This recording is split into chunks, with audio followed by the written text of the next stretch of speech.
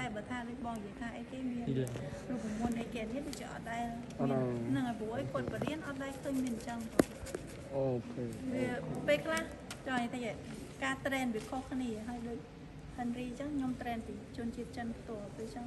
អត់ស្រួលរៀនទេបាក់រៀនហ្នឹងទី1ភាសាបាក់ស្ដាប់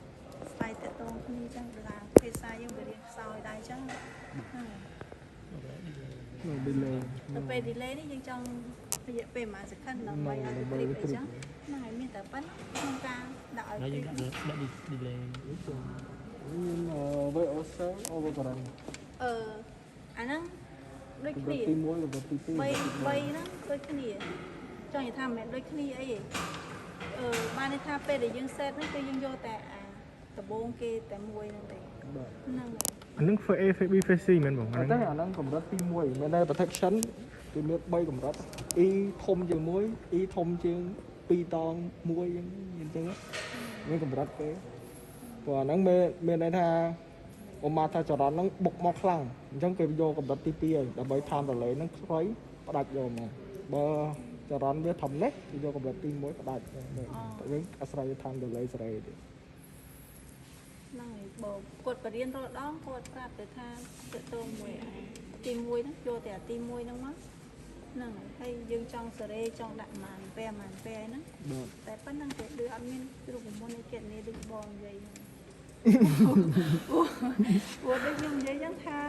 វាបរៀនពីគាត់មកឃើញគាត់ប្រាប់តែប៉ុណ្្នឹងចាក់នេះអីគេដែរអានេះតកតងនឹងលោកទេយើង take អាណាអីអាណាដើម្បីឲ្យវាពេលយើង supply ទាំងចរន្តទាំងតង់ឆុងអីចឹងដើម្បីឲ្យ trip ហ្នឹងហើយជាទូទៅធម្មតាយើងពេលដែលយើងដាក់ឲ្យដំណើរការ22គីឡូវាមិនមានទាំងតង់ឆុងមានទាំងចរន្តហ្នឹងហើយអញ្ចឹងយើងអានេះខ្ញុំតែលើកមុនខ្ញុំតែបានតែ2ឯងខ្ញុំតែហ្នឹងបានន័យថា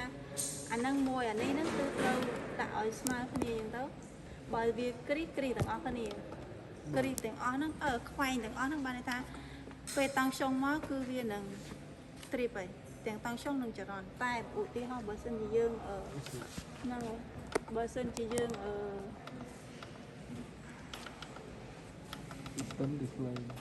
ហ្នឹងហើយបើយើងយកតែមួយគ្រីមួយអត់មួយក៏វាអាចអត់ trip និងវាអាច trip វាមានតែប៉ុណ្្នឹងអញ្ចឹងដើម្បីករណីស្រួលចំណាំយើងខ្វែងទាំងអស់ទៅហ្នឹងខ្វែងទាំងអស់ទៅបានន័យថាទាំងតង់ឆុងនិងចរន្តឲ្យតែពេល supply មកដល់ទៅដល់កម្រិតដែលយើង set up វានឹងត្រូវ trip ខ្លួនឯង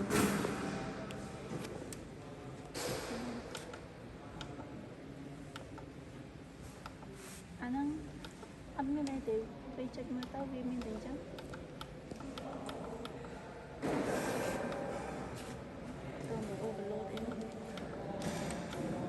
អាហ្នឹងចាំពេល trip ហ្នឹងយើង supply ភ្លើង3ផាសចូលទៅអូហ្នឹងហើយពួកអីយើង trip ជាភ្លើង3ផាសហ្នឹងស្អែកចាំស្អែកទៅតាក់ទៅអត់តាក់ទៅទេទុកពលាអត់ដល់ខ្ញុំអត់ដឹងមានអីគួរឲ្យ trend